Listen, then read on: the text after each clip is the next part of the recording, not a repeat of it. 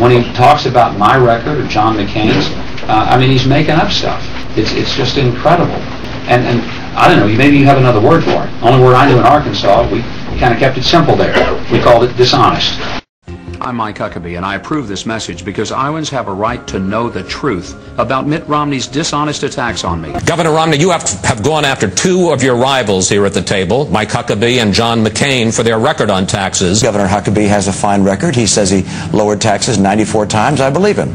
Net, however, the tax burden in Arkansas was raised by $500 million. I believe the figure is from his state. So we have different records when it comes to taxes.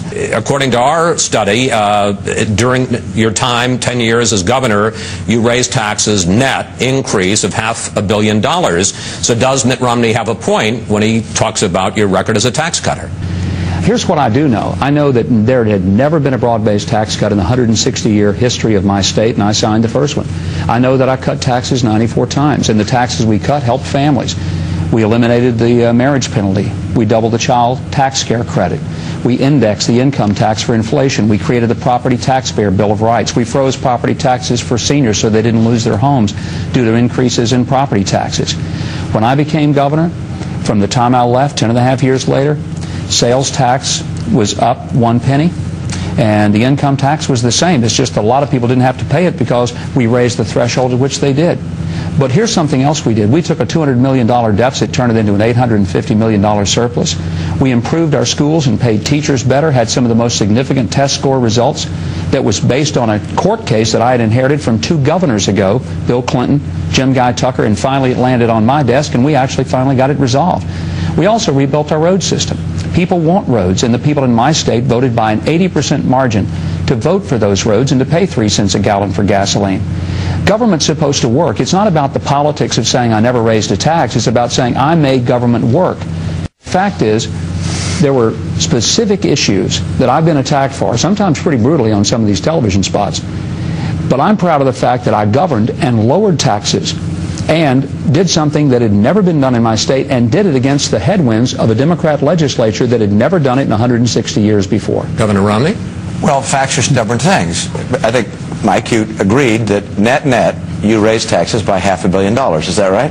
You know, Mitt, let's talk about how stubborn the facts are. Answer the question. The fees I think you raised were more like $500 million, not 240. You came into office Mike, with a deficit, I asked you a question. With one.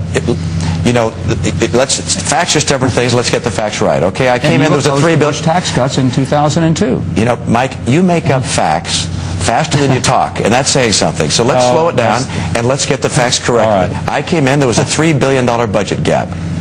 Together with the legislature, we cut spending, we also raised fees, and we calculated how much money we raised from the fees. It was $240 million. We can show you the number. And at the end of my first year, we had a surplus.